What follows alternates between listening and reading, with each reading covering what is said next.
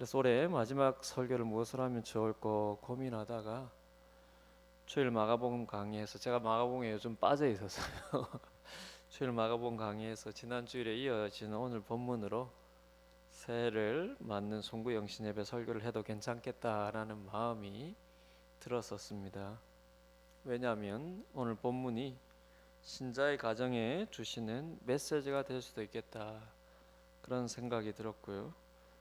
그래서 새로운 한 해는 우리 성도들의 가정마다 주님 안에서 더욱 하나로 세워지는 가정이 되면 좋겠다 생각이 들어서 조금 거기에 초점을 맞추어서 오늘 본문을 살펴보고자 합니다. 오늘 본문 하나하나 구절의 의미보다는요, 그런 우리 가정들에 주시는 메시지로 그렇게 한번 살펴보고자 합니다. 그럼 이런 메시지가 오늘 본문의 이야기에서 어떻게 나타나고 있을까요? 앞서서의 상황을 잠깐 짧게나마 다시 정리하자면 갈릴리 호수에서 우리 워낙 마가복음을 오랫동안 듣고 제가 매번마다 전 설교를 요약하면서 해서 여러분들이 이제 조금은 엮여져 가리라고 봅니다. 어쨌든 다시 한 번 더 짧게 요약하면은 갈릴리 호수에서 북쪽으로 대략 40km 떨어진 곳의 가이사랴 빌립보에서 주님께서 자신의 죽으심과 부활을 비로소 제자들에게 가르치시지 않으셨습니까? 여기서부터 큰 단락이 이제 시작이 되는 것이죠.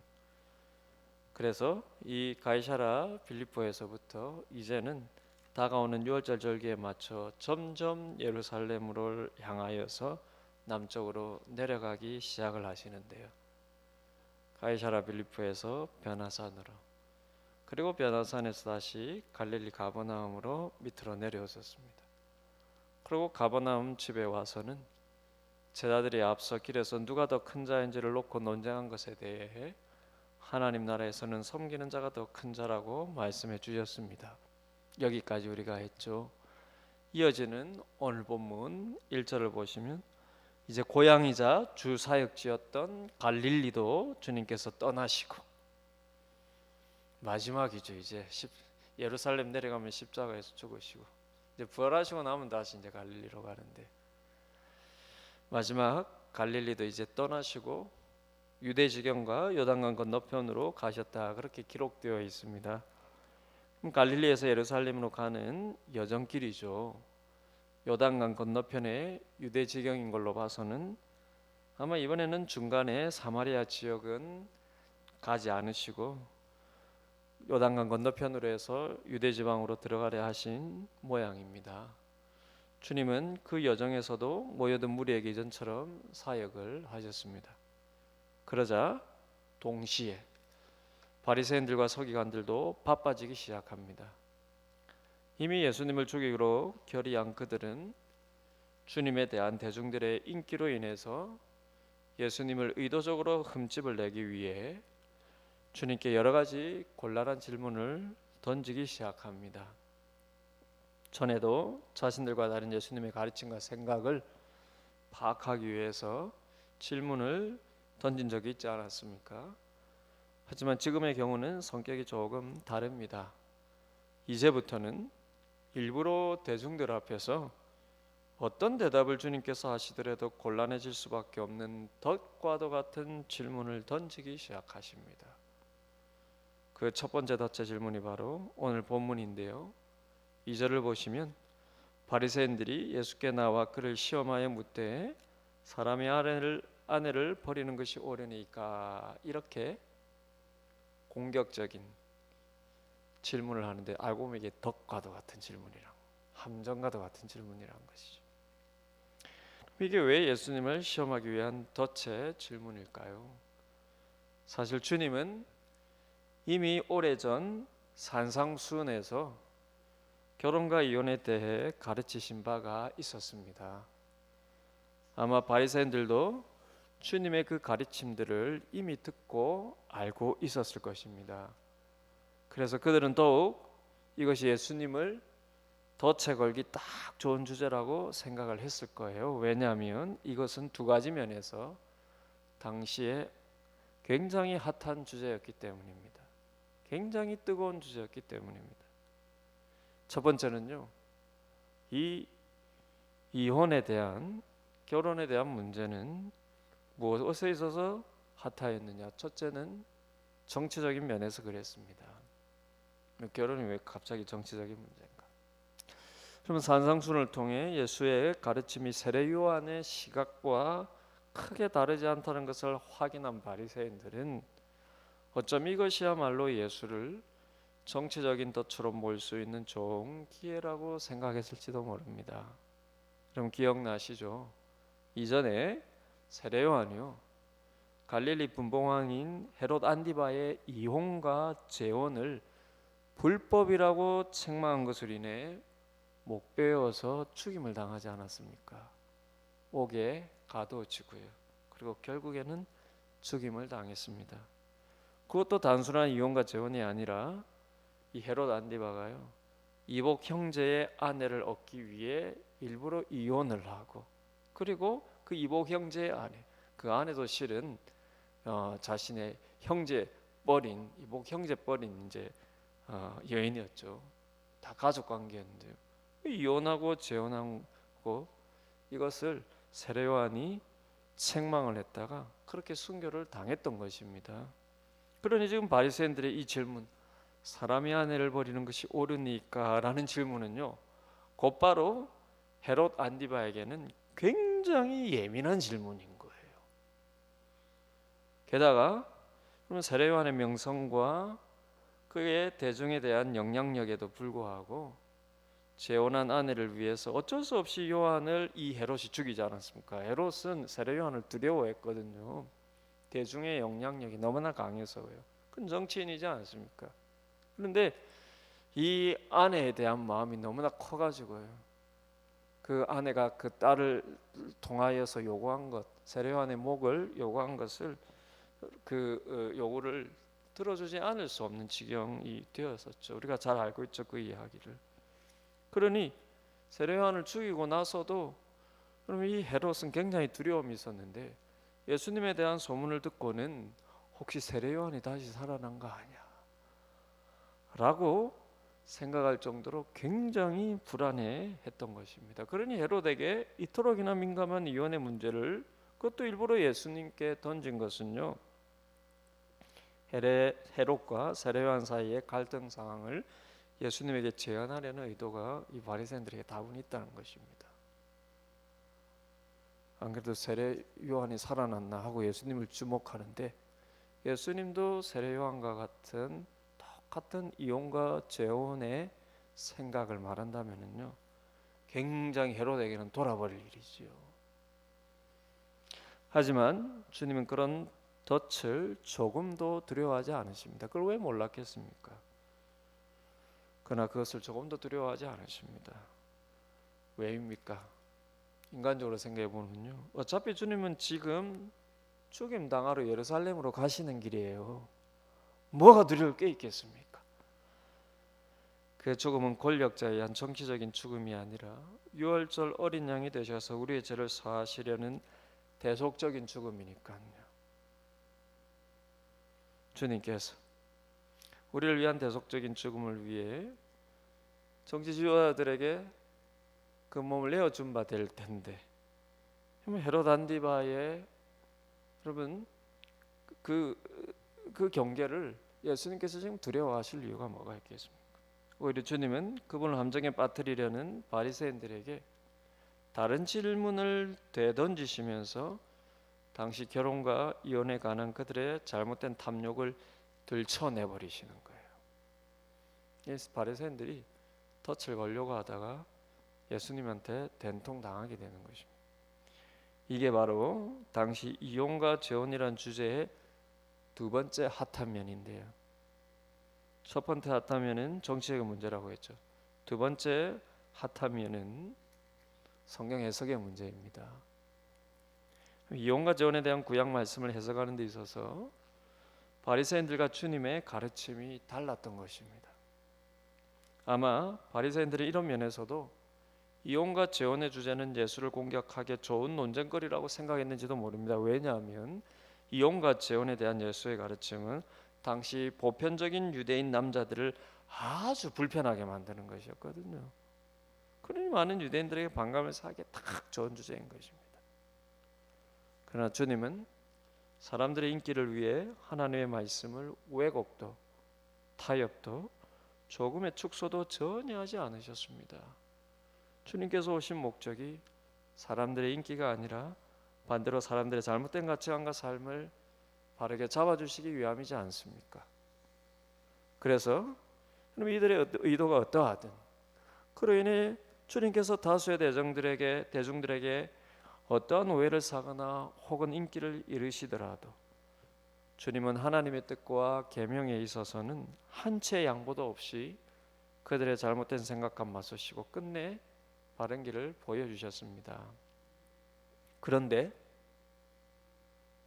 그러면 주님은 그냥 보여주시는 법이 없어요.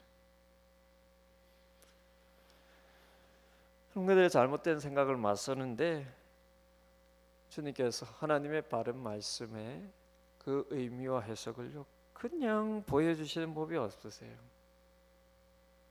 그럼 이렇게 하나님의 말씀과 계명으로 주님을 덫에 걸려는 자들에 대해서는 항상 바른 해석을 주시는 정도에서 주로 끝내지 않으십니다. 그럼 어떻게 하셨을까요? 바로 하나님의 말씀과 계명을 교묘히 포장하고 왜곡하는 해석 뒤에 숨어 있는 그들의 욕망과 탐욕을 드러내시는 것입니다. 너희들의 해석이 잘못되었어. 여기서 멈추는 것이 아니에요. 너희들의 해석이 왜 잘못된 줄 알아?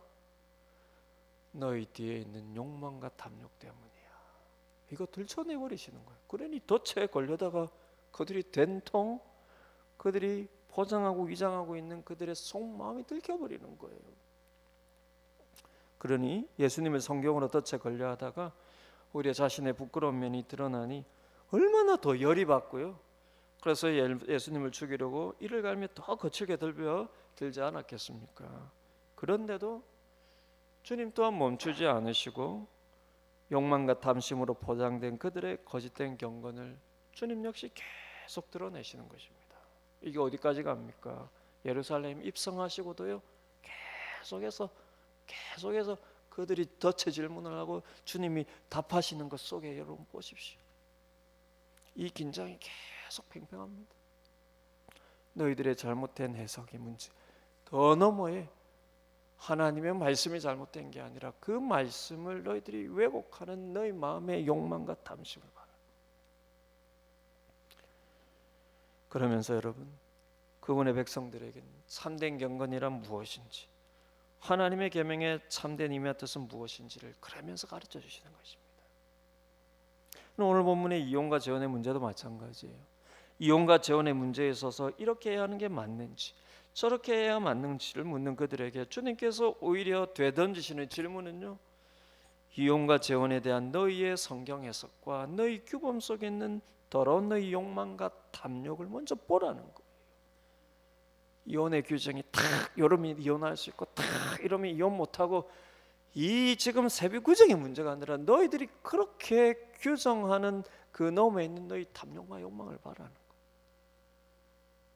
그럼 3절을 보시면 주님께서 이런 질문으로 대묻지 않으십니까? 대답하여 이르시되 모세가 어떻게 너희에게 명하였느냐? 모세의 율법에는 어떻게 가르치느냐는 것입니다. 이혼에 대해서 하나님의 말씀 어떻게 가르치느냐는 것이죠. 그러니 4절에서 그들이 답합니다. 예수님께서 이렇게 되물으시니까요. 어떻게 답합니까? 이르되 모세는 이혼 증서를 써주어 버리기를 허락하였나이다. 여러분 이게 지금 우리의 생각에 이혼을 하면 되니 안 되니의 문제가 아니에요. 2절로 되돌아가서 그들의 첫 질문부터 잘 보십시오. 그들은요 처음 주님께 이렇게 물었습니다. 어떻게 물었습니까? 사람이 아내를 버리는 것이 옳으니까. 그리고 4절에서 주님의 질문에 대한 그들의 답도 잘 보십시오. 모세는 이혼 증서를 써주어 버리기를 허락하였나이다. 그럼 주제가 무엇입니까? 엄밀히 말해서 지금 우리가 생각하는 이혼이 아니라 아내를 버리는 문제입니다. 그럼 모세 당시 모든 고대 국가들은요, 지금으로서는 상상할 수 없을 정도의 가부장적인 제도의 사회였습니다. 주변 모든 나라들이 다 그랬어요. 당시에. 그 속에 이미 이스라엘도 함께 있는 것입니다. 그럼 쉽게 말해서 여자는 사람 취급을 못 받는 경우가 그 당시에는 허다했습니다. 법적으로, 사회적으로요, 간섭적으로요. 그래서 남자는 여자가 싫어지면 일종의 버리는데, 그래 여러분 보십시오. 이혼이 아니라 지금 버리는 문제예요. 어떤 경우에 이혼해도 됩니까? 이혼이 어떤 경우에 합법적입니까? 이게 아니라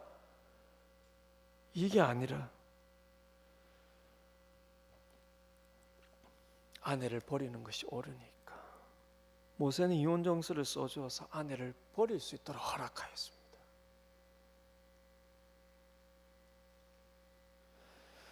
여러분, 그래서 남자는요, 당시에 여자가 싫어지면 일종의 버리는데, 어떤 이유와 구실을 찾아서라도 버리는 거예요. 이게 이혼입니다. 당시에 이혼이에요. 남자가 남편이 아내를 버리는 게 이혼이라는 것입니다. 당시에. 그런데 여러분, 여자는 그러지를 못했어요. 아내는 남편을 버릴 권리가 없는 거예요. 그런 법적인 권리도 없을 뿐만 아니라 이혼당한 여인은 사회적으로 고립되거나 매장되는 분위기였으니까요. 그래서 여러분, 모세가 함부로 남자가 여자를 버리지 못하도록 법률화하고 이혼할 수 있는 합법적인 경우에라도 반드시 이혼 증서를 써주어서 그 여인이 다시 재혼하여 가정을 꾸리고 정상적으로 살아갈 수 있는 길을 사회적으로 법적으로 열어둔 것입니다. 그게 모세에 의해서 하나님께서 주신 이혼 제도예요. 당시에 여인들을 보호하기 위해서요. 간음의 문제는 물론 남자든 여자든 도덕적으로 그리고 영적으로 하나님께서 처벌하는 문제지만, 이 이혼의 문제는 지금 우리가 생각하고 있는 다른 문화였기 때문에 이 이혼에 대한 법률적인 문제는 여인들에 대한 보호의 의미가 강했다는 것입니다. 그런데 여러분, 이 모세의 율법마저, 이런 모세의 율법마저 예수님 당시 유대인들은요, 자신의 탐욕의 수단으로 해석을 하고 있었다는 것입니다. 이런 의도와 상관없이요, 이 하나님께서 이런 인간의 여러분 탐욕을 제한하기 위해서 하나님께서 율법을 주시면요, 그것마저 그 탐욕으로 겸허히 표장하고 해석을 하는 것입니다. 이 율법은 구체적으로 신명기 24장 1절과 2절에서 이렇게 가르쳐지고 있어요. 사람이 아내를 맞이하여 데려온 후에 그에게 수치되는 일이 있음을 발견하고 그를 기뻐하지 아니하면 이혼 증서를 써서 그의 손에 주고 그를 자기 집에서 내보낼 것이요, 그 여자는 그의 집에서 나가서 다른 사람의 아내가 되려니와. 여인에게 수치되는 일이 있어야 이혼을 할 수 있고, 그러면 이혼도 그냥 이혼이 아니라 이혼 증서를 써서 그 여인이 다시 다른 가정을 꾸릴 수 있도록 보호하라는 것입니다.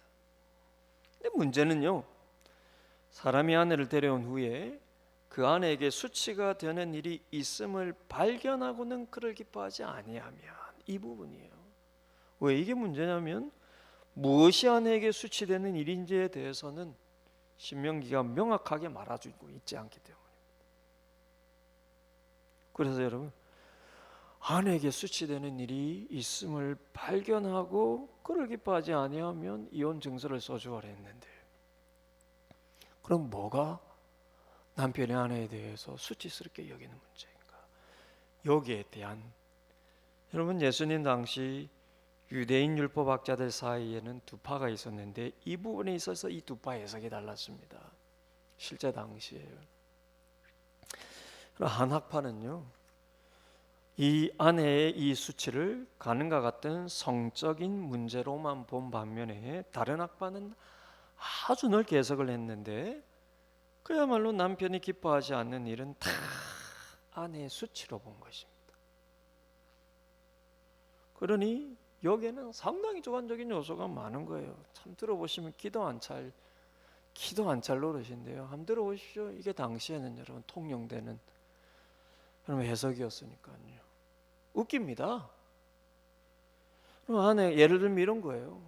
아내가 요리를 못해서 남편이 기뻐하지 아니하면 수치스러운 일이. 아내가 다른 남자랑 얘기하는 것이 그 남편 보기에 기분 나쁘면 역시 수치스러운 것이. 그러면 여러분 남편 듣는 데서 시댁 욕하는 것도 수치겠죠. 이런 식으로 남편이 기뻐하지 아니하면 수치가 되니 심지어 남자의 눈에 다른 여자가 더 아름다워 보여서 더 이상 아내가 기쁘지 않은 것도 수치로 해석하는 지경까지 되어버린 것입니다. 그러니 여러분 이 이방인들의 가부장적인 문화가요, 이 유대 사회에 들어와서요 성경 해석을 뒤엎어버려요. 그러니 힘없는 여인을 보호하려던 모세 율법이 오히려 남자들의 탐욕을 위한 법적인 근거가 되어버린 것입니다. 성경에도 그러지 않아요? 아내가 수치스러운 일이 있음을 발견하면 연애도 된댔지 않습니까? 내가 내 아내에게서 수치스러움을 느꼈습니다. 이러고 성경 말씀을 합법화시키는 것입니다. 그래서 이들은 주님에게 정치적인 덫을 놓기 위해 율법적인 근거를 가지고 질문을 던졌는데 주님께서는 이들이 자신들의 욕망의 도구로 변절시킨 하나님의 율법을 아예 바로잡아 버리시는 것입니다. 5절부터 보시겠습니까? 예수께서 그들에게 이르시되 너희 마음이 완악함으로 말미암아 이 명령을 기록하였거니와 창조 때로부터 사람을 남자와 여자로 지으셨으니 이러므로 사람이 그 부모를 떠나서 그들이 한 몸이 될지니라.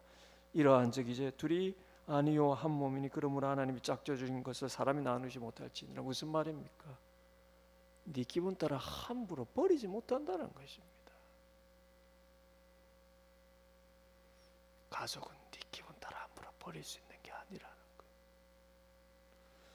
그럼 주님 여러분, 이 오늘 말씀이 어떤 문맥 가운데 있습니까?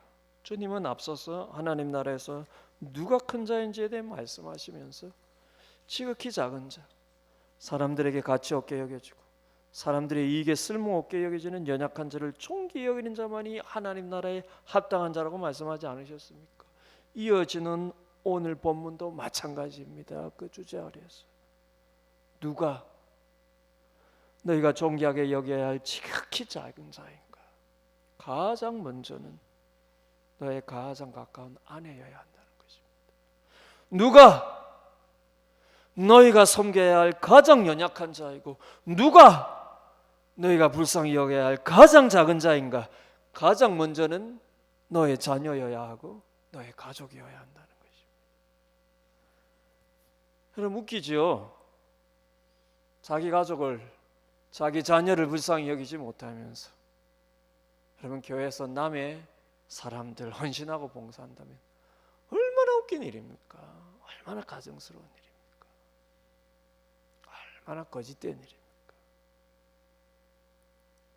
하나님이 가장 어떤 면에서요 가장 불쌍히 여기라고 보내주신 내 가족, 정작 불쌍히 여기지 못하고 섬기지 못하고 희생하지 못하는데, 여러분 교회 와서 봉사한다고 남들에게 실컷 봉사하고 헌신한다고 남들에게 실컷 맞춰주는, 정작 그 가족은 그 모습을 보면서 얼마나 시험에 들겠습니까? 그러니 주님께서 지금 이 하나님 나라의 가치를 바르게 세우시는 거예요. 가정에서부터. 가족을 자신의 욕망과 욕구의 도구로 생각하는 자들에 대해서 주님은 자신의 목숨에 덫이 걸려셨음에도 불구하고 누가 하나님 나라에서 합당한 자인가? 먼저는 자신의 가정에서 섬기는 자가 되어야 한다고 말씀하시는 것입니다. 바리새인들이 왜 스스로를 높이며 남들 앞에서 여러분 스스로를 하나님 앞에서 떳떳이 세웠습니까? 우리는 11조 한다는 거예요. 우리는 구제한다는 거예요. 우리는 어려운 자 돕는다는 거예요. 그런데 정작 자신의 가족이, 자신의 아내가 내 욕망을 채워주지 못하면 마음으로 버리고, 그리고 자신들의 잘못된 율법 해석을 따라서 그렇게 쉽게 버릴 수 있다면요, 그들이 천만금을 주어서 구제하며 스스로를 드러낸다 한들, 그러면 하나님 앞 이게 어떻게 보이겠습니까? 사랑하는 여러분, 그렇습니다. 하나님께서 우리에게 가정을 주시고 그 안에 가족을 주신 것은 그럼 결코 효용의 이유에서가 아닙니다. 가족은요, 효용의 이유와 가치에서 하나님이 주신 게 아닙니다. 내가 할 수 없는 일을 다른 내 가족이 해줄 수 있었어. 내가 못하는 것을 다른 가족이 채워줄 수 있었어. 그래서 하나님이 가정을 주신 게 아닙니다. 하나님이 돕는 배필로 여러분 아내를 주신 게 이런 효용의 가치가 아니에요. 그럼 무슨 이유에서 가정을 위했습니까? 효용의 가치가 아니라 반대로 희생의 가치를 위해서 주셨습니다. 희생의 가치가 무엇입니까? 아무 조건 없이, 아무 이유 없이 내 시간을 줄 수 있고 내 소유를 줄 수 있는 사이, 아무 보상도 필요 없이 내 몸을 내어줄 수 있고 내 생명까지 내어줄 수 있는 관계, 이 희생의 가치를 가장 분명하게 맛보고 배울 수 있는 것으로 하나님께서 우리에게 주신 것이 바로 가정이요, 가족이라는 관계라는 거예요. 그럼 여러분, 하나님께서 왜 이 희생의 가치를 깨닫게 하시고 우리에게 가정을 주시고 가족을 주셨습니까? 바로 그것이 하나님께서 우리를 사랑하심으로 우리를 대하시는 그분의 가장 구체적인 모습이기 때문입니다. 여러분, 하나님께서 왜 우리를 사랑하십니까? 우리가 그분에게 쓸모 있기 때문입니까? 아니면 우리가 뭔가 하나님 보시기에 우리가 뭔가 필요해서 여러분 우리를 사랑하십니까? 우리가 하나님께 어떤 도움이 될 수 있을 것 같아서 하나님이 사랑하셨습니까? 아닙니다. 하나님은 우리가 없어도 조금도 부족함이 없으시고 조금도 불편함이 없으십니다. 우리가 없대서 그분이 합당하게 받으셔야 할 영광이 여러분 부족하게 받는 거 없습니다. 여러분, 누누이 말씀드리지만 주님께서요 돌들로도 하나님 찬양받는다 하지 않으십니까? 우리의 찬양이 부족해서 하나님이 영광을 못 받으시는 분이 아니십니다. 하나님은 우리가 없어도 조금 더 부족함도 불편함도 없으신 분이시죠. 그럼 왜 하나님 우리를 사랑하십니까? 바로 희생이라는 그분의 사랑의 속성을 드러내시고요. 그래서 우리도 그분을 그렇게 닮게 하시기 위해서입니다. 그분 자신이 여러분, 사랑이신 그분 자신이, 그 사랑의 가장 중요한 속성이 여러분 희생이고요. 그것을 드러내심으로 그분이 영광을 받으시고 그것을 우리로 하여금도 본받게 하시는 것입니다. 그럼 희생이라는 가치는 참 미안한 것 같아요. 저 사람이 내게 쓸모가 없고 그래서 내게 필요하고 유익해서 저 사람이 내게 쓸모가 있는 것 같고요. 그래서 내게 필요하고 유익해서 돕는다면 그 도움이 얼마나 크든 그것은 희생이 아니지 않습니까? 그런데 희한하게 아무 조건도 없이 아무 바램도 없이 아무 보상도 없이 그 사람을 위해 희생하는데 그게 내게 그렇게 보람이라는 보상으로 돌아오고요. 마음의 기쁨과 평안이라는 보상으로 돌아오고요. 더 크게는 보이지 않는 하나님께서 내게 선한 것으로 갚아주시는 영적인 보상으로 돌아오는 거예요. 희생이라는 게 참 미안합니다. 내가 뭔가 바라고 도우면은요 이게 희생이 안 되어 버리는데 내가 아무것도 바라지 않고 여러분 도와야 그게 희생인데 그게 희한하게 보상으로 돌아오는 거예요. 중요한 것은 그런 희생의 가치와 맛을 하나님께서 가장 먼저는 내 가정에서 이루고 맛보기를 원하신다는 것입니다. 이게 가정을 주신 이유입니다. 저는 이런 가치를 제가 목사임에도 불구하고요 늘 이렇게 설교를 해도 실제 제 삶에 있어서 이런 가치를 정말 가슴으로 맛보기 시작한 것은 저희 아이들을 통해서가 아닌가라는 생각이 듭니다. 목사가 되어서요 말로는 참 희생이라는 가치를 설교하기 쉬운데 제 삶에서 이 희생의 가치를 그렇게 맛본 것은 돌아보면 참 얼마 안 된 것 같습니다. 처음 우리 성인이 연하 문제를 알았을 때요 벌써 10년이 되지 않았습니까? 우리 애들이 나이는 10살이 됐으면 처음 성인이 연하 발달 장애가 있는 문제를 알았을 때, 그때는 그래도 소망을 잃지 않았던 것은 하나님께서 조금씩 이 아이들을 좋아지게 하시지 않을까라는 믿음 때문이었습니다. 그게 저를 견디게 했던 것 같아요. 그런데 시간이 지나도 아이들의 상태가 변함이 없어요. 그럼에도 제 마음을 붙들고 소망을 잃지 않을 수 있었던 이유는, 그래, 좀 좋아지지 않으면 어때? 그래도 하나님께서 목사로서 나를, 그리고 우리 가정을 연단시키기 위한 하나님의 섭리가 아닌가, 이렇게 믿으면서 콕 참고요. 그 소망이 견뎠던 것 같습니다. 그런데 시간이 더 지나면서요, 비로소 깨닫게 된 또 다른 현실이 있는데, 그때는 저도 마음에 좌절했습니다. 이전에 몰랐던 또 다른 현실을 알았는데, 이 아이들은 성장이 멈춘 게 아니라 후퇴한다라는 사실을 알게 된 거예요. 왜냐하면요, 이 아이들은 멈춰 있는데 다른 아이들은 자라니까요. 이 격차가 너무 커지기 시작하니까 비로소 깨닫게 된 게, 사회적으로 이 아이들은 후퇴하는구나. 사회적인 관계에 있어서 이 아이들은 멈춘 것도 아니고 점점 후퇴해지는구나. 이 아이들이 30이 되고 40이 되고 50이 될 때 정신 연령은 5살, 6살 이 자리에 머물렀다. 여러분, 이 상상일, 이 현실을 비로소 깨달았을 때 제 마음에 비로소 좌절이라는 감정이 찾아오는데요.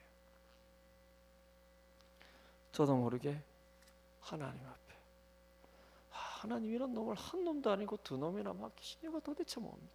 지금까지는 저를 연단시키기 위한 하나님의 섭리라고 믿었는데, 이게 평생에 가지고 가야 될 문제인 것을 알았을 때도 나를 연단시키기 위한 소망을 하나님 받아들였는데, 이게 멈춘 게 아니라 후퇴한다라는 사실을 알았을 때,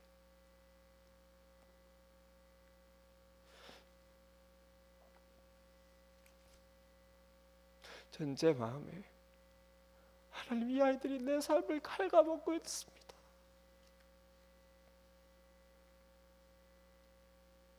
제 삶을 갉아먹고 있습니다.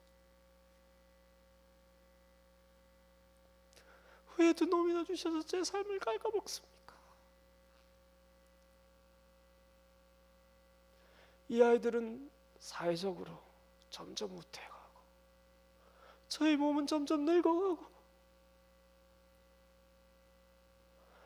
이 두 녀석 목욕 한번 시키는데 몸이 점점 더 힘들어지고,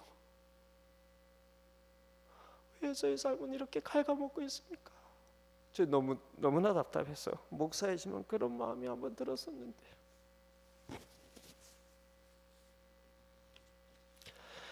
그때 제가 그렇게 물었습니다. 하나님, 점점 제가 주님을 위해서, 교회를 위해서 할 수 있는 일이 이렇게 없어져 가고 있고, 점점 몸은 힘들어지고, 이 두 아이 돌보는 것으로만으로도 점점 벅찬데, 저를 하나님을 위해서, 교회를 위해서 목사로 부르시고는 왜 이렇게 제 삶을 후퇴시키시고 갉아먹습니까? 근데 그때 하나님께서 제 마음에 답을 주셨습니다. 그 답이 바로, 내가 너를 향한 마음도 그와 같다. 내가 너를 향한 희생이 그와 같다.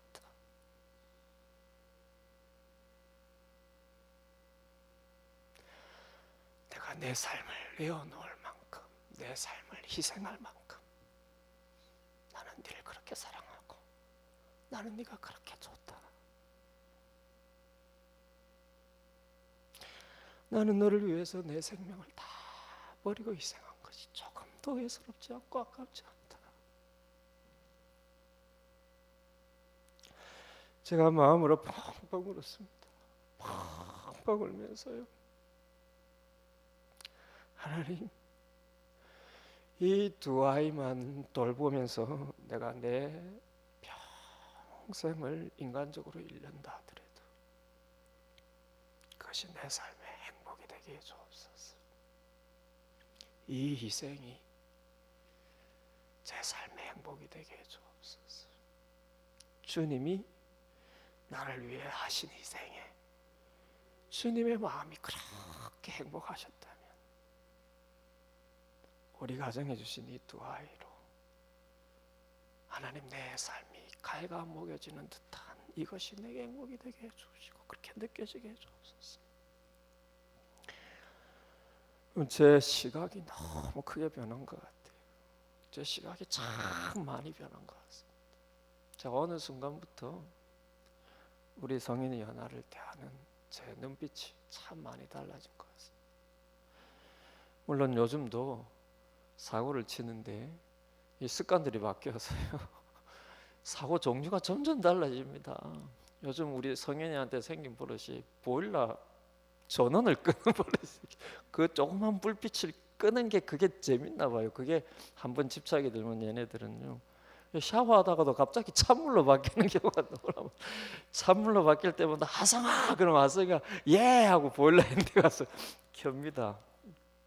그 찬물을 한번 뒤집어 쓰고는 저 요즘에 찬물 뒤집어 쓸 때마다 주님 감사합니다. 이런 아이 저희 가정에 보내주셔서 감사합니다. 알고 보니 제 삶을 갉아먹는 것이 아니라 제게 참된 행복을 깨닫게 하셨습니다. 주님, 제가 부족해서 두 아이가 아니었으면 저는 참 희생을 설교하면서도 마치 내가 그렇게 사는 것처럼 착각할 그런 목사가 될지도 몰랐겠습니다. 좀 많이 부족한데요.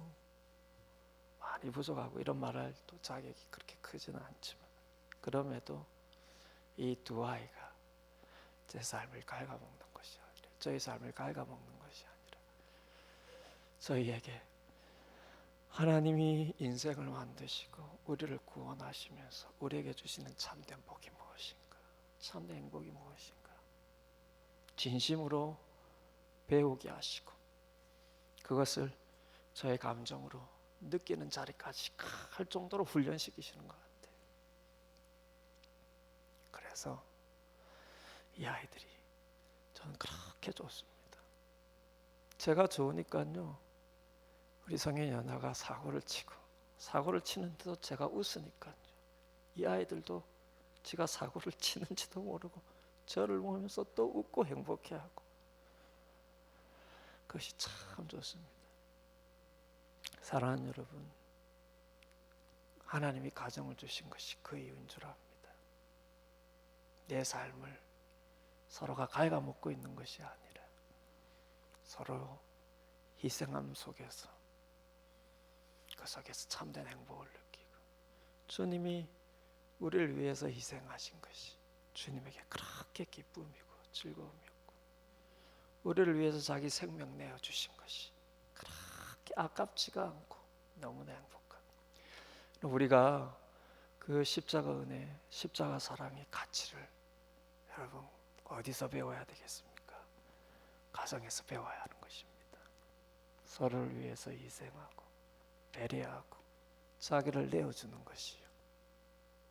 가족이기 때문에 어쩔 수 없이 그러는 것이 아니라 그것이 내게 가장 보람이고 기쁨이고 그것이 여러분 새해에는 여러분들이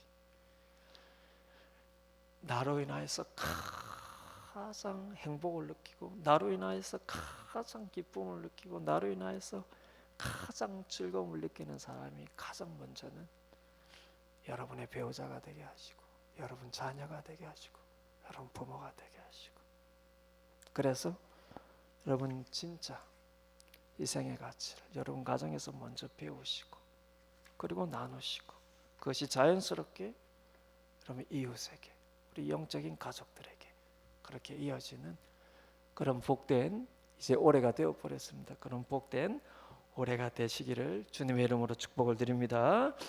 우리 이 시간 같이 한번 기도했으면 좋겠습니다. 오늘 여러분 톡을 통하여서 주보를 이렇게 나눠드렸는데 순서 옆에 보면 기도 제목이 있습니다. 우리가 세 가지를 놓고 기도할 텐데요. 먼저는 가정을 위해서 그렇게 기도했으면 좋겠습니다. 오늘 나눠드린 주보 참고하시면서 기도하시면 좋겠습니다. 오늘 말씀처럼 참으로 서로 하나 되는 가정 되게 하시고 서로를 위해서 기쁨으로 희생할 줄 아는, 그리고 부모가 자녀를 위해서, 자녀가 부모를 위해서, 부부간에 서로를 위해서 자기를 내어주는 것이 기쁨이 되는 그 가치를 맛보는 우리 가정이 되게 하여 주옵소서. 하나님, 내가 내 배우자를 위해서, 내 자녀를 위해서, 내 부모를 위해서 나를 희생하는 것이 무엇보다 내게 기쁨이 되게 하여 주옵소서. 그렇게 주님을 닮게 하여 주옵소서. 가정을 위해서 기도할 때 믿지 아니하는 우리 가족이 있습니다. 예수님을 구주로 고백하는 은혜를 주옵소서. 그리고 우리 가정의 건강과 생업을 지켜주시고 자녀들의 삶과 진로를 선하게 인도해 주옵소서. 우리 영상으로 예배하는 우리 성도들 가정이 자녀들 손잡고 그리고 또 가족들 함께 손을 잡고 그렇게 가정을 위해서 함께 기도했으면 좋겠습니다. 기도하시겠습니다.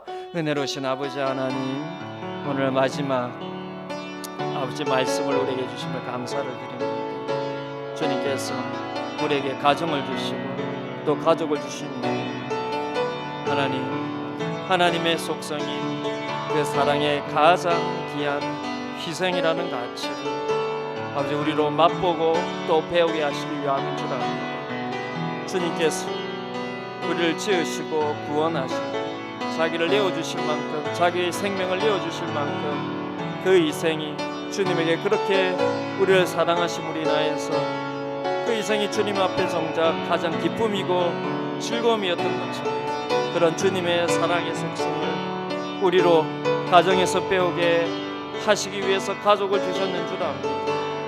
하나님, 우리에게 배우자를 주시고 우리에게 자녀를 주시고 우리에게 부모를 주시고 하나님, 그 속에서 우리가 서로에게 자신을 내어주고 서로에게 자신을 희생하는 것이 무엇보다도 자기에게 기쁨이고 자기에게 즐거움이 되는 이 주님 닮은 사랑의 가치, 희생의 가치를 세워나가는 올해 우리 가정이 되게 하여 주시옵소서. 그래서 서로 기쁨으로 희생하며 또 서로가 그 희생 안에서 즐거워하며 아버지 그렇게 함께 주님을 닮은 모습으로 세워지는 우리 가정 되게 하시고 하나님, 이로 인하여서 아버지 하나님, 우리 자녀들이 그 사랑과 희생의 가치를 배워서 주님의 복음과 주님의 나라를 온전히 증거하는 삶이 되게 하여 주시고 아버지, 우리 가정이 아버지 서로를 의상히 여기고 희생하는 이 가치가 더욱더 넓어져서 우리를 통하여서 영적인 가족들이 또 이웃들이 하나님 복된 은혜를 함께 나누는 그런 한 해가 되게 하여 주옵소서. 믿지 아니하는 우리 가족들이 있습니다. 주께서 함께 하여 주시고 우리가 그들을 위해서 눈물로 기도하는 걸 주님께서 아시오니 예수 그리스도를 함께 구주로 고백하는 은혜를 주시옵소서. 아버지, 참으로 작년 한 해 코로나의 어려움에도 건강과 생업 지켜주셨습니다. 우리 자녀들의 삶과 진로를 또한 선하게 인도하셨습니다. 올해도 더욱더 건강과 생업을 지켜주시고 우리 자녀들의 삶과 진로를 선하게 인도하여 주시고 저들의 신앙을 주님께서 붙들어 주시고 함께하여 주시옵소서. 우리 이어서 교회를 위해서 한번 기도하기를 원합니다. 우리 사천 온누리교회가 올 한 해 더욱더 말씀과 성령으로 충만한 한 해가 되게 하여 주시옵소서. 그리고 말씀과 성령 안에서 서로 하나가 되어서 서로를 섬기는 참으로 사랑과 희생이 넘치는 그런 우리 사천 온누리교회가 되게 하여 주옵소서. 우리가 하나됨으로 인하여서 주의 복음을 바르게 선포하며 영혼의 열매를 맺는 그런 교회가 되게 하여 주옵소서. 이렇게 말씀과 성령으로 충만한 한 해 서로 섬김으로 하나가 되는 교회, 복음을 바르게 선포하며 영혼의 열매를 맺는 교회 되게 하여 주옵소서. 우리 올 한 해 우리 교회를 위해서 이렇게 한번 기도하기를 원합니다. 기도하시겠습니다. 주님, 우리 사천 온누리교회를 주님 지금까지 세워주셨음을 감사합니다. 하나님, 올 한 해도 주님께서 더욱더 말씀과 성령으로 충만한 한 해가 되게 하실 줄 믿습니다. 주님, 참으로 이것이 하나님 사람에 의해서 세워진 것도 사람으로 세워져 가는 것도 아니고 오직 아버지 교회 주인 되신 그리스도께서 세우시며 주님의 영이신 성령께서 아버지 이끄시는 교회인 줄 압니다. 주님 말씀과 성령으로 우리 사천 온누리교회가 더욱더 아버지 충만한 한 해가 되게 하여 주시고, 서로 아버지 주님께서 우리를 섬기셨듯이 우리도 서로를 섬기며 하나가 되는 교회가 되게 하여 주시옵소서. 아버지 하나님, 복음을 또한 하나님 우리가 바르게 배우고 하나님 또 바르게 선포하며 그로 인해서 영혼의 열매를 맺는 교회가 되게 하여 주시옵소서. 주님, 우리를 지금까지 선하게 인도하셨습니다. 많은 어려움과 많은 시련 속에서도 결국은 아버지 교회 주인 되신 주님께서 영광 받으시기 위하여서 우리를 선한 길로 지금까지 인도하셨사오니, 주님 오실 때까지 아버지 우리 사천 누리교회가 더욱더 말씀과 성령에 그로 충만하여서 주님을 기쁘시게 하며 주의 뜻을 쫓아가며 아버지 하나님 주 안에서 하나님 세워져가는 하나님 그런 또 교회가 되게 하여 주시오. 또 죄를 통하여서 하나님 나라와 복음이 참으로 증거되며 또 많은 영혼들이 아버지 구원의 방주에 함께 승선하는 복된 은혜의 교회가 되게 하여 주시옵소서. 우리 사랑하는 교우들 위해 주님께서 함께하여 주시고 영육간에 지켜주시고, 특별히 아버지 저희가 믿음으로 말씀 안에서 성령 충만함으로 예배하며 기도할 때 주님께서 우리를 돌보시고 섭리하시는 역사들이 또한 우리 가운데 드러나게 하시고, 특별히 몸이 힘들고 형편이 힘든 성도들이 참으로 치유받고 회복되는 놀라운 역사 또한 풍성하게 일어나는 한 해가 되게 하여 주시고, 우리의 삶에 때를 따라 돕는 은혜가 풍성한 한 해가 되실 수 있도록 주님 도와주시옵소서. 아버지 하나님 찬양. 마지막으로 한국교회와 또 사회를 위해서 기도하기를 원합니다. 주님, 코로나가 빨리 또 종식되어서 예배 일상 그리고 성도의 교제의 모습이 회복되게 하여 주옵소서. 두 번째, 복음의 선한 영향력을 주님이 이 사회에 다시 회복시켜 주시고, 또한 온 세계에 또 복음의 영향력이 회복되게, 또 복음의 선포가 회복되게 하여 주시옵소서.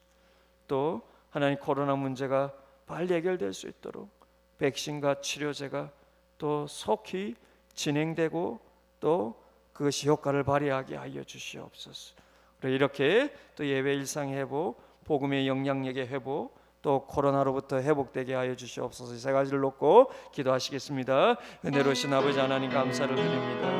아버지 하나님, 작년 한 해 코로나로 인해서 우리가 예상치 못했던 아버지 어려움을 당하면서 우리 마음에 가장 큰 갈망은 예배의 일상이 회복되는 것이었습니다. 예배 가운데 또 성도의 교제가 회복되는 것이었습니다. 우리가 아버지 습관적으로 드렸던 이 당연하게 여겼던 하나님 공예배와 성도의 교제가 얼마나 하나님 은혜 가운데 우리에게 주신 영의 복인지를 우리가 깨닫게 되었습니다. 주님, 우리를 더욱더 아버지 하나님 이 은혜를 깨닫는 자리로 인도하셔서 올해 하나님 예배 일상이 회복되게 하시고, 또 우리가 주일날 함께 주 안에서 교제하며 주님을 기뻐하는 일상의 은혜로 회복하여 주시옵소서. 주님, 또한 코로나로 인하여서 주의 교회가 복음을 증가하는 이 선한 영향력이 또한 다시 아버지 하나님 회복될 수 있도록 주님 도와주시옵소서. 작년 한 해 코로나로 인하여서 참으로 아버지 하나님 어려움들이 많았는 줄 압니다. 교회들마다 복음 증거의 제약을 받고 아버지 하나님 또 온 세계 교회가 주의 나라를 전파하는 데 또 많은 제약이 있었는 줄 압니다. 그럼에도 불구하고 주님께서 택하신 영혼들을 또한 아버지 주의 교회를 통하여서 구원하는데 변함없는 주의 능력과 은혜를 베푸셔주고 있습니다. 복음의 선한 영향력이 이 사회에 다시 회복되게 하시고 온 세계에 또한 회복될 수 있도록 도와주옵소서.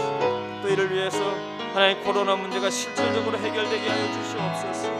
백신과 치료제가 아버지 하나님 또 속히 하나님 효력을 미칠 수 있도록 하나님 또 개발되는 백신과 치료제 가운데 하나님께서 은혜 베풀어 주시고 온 세계가 또 온 세계 경제가 다시 회복되는 한 해가 되게 하여 주시옵소서.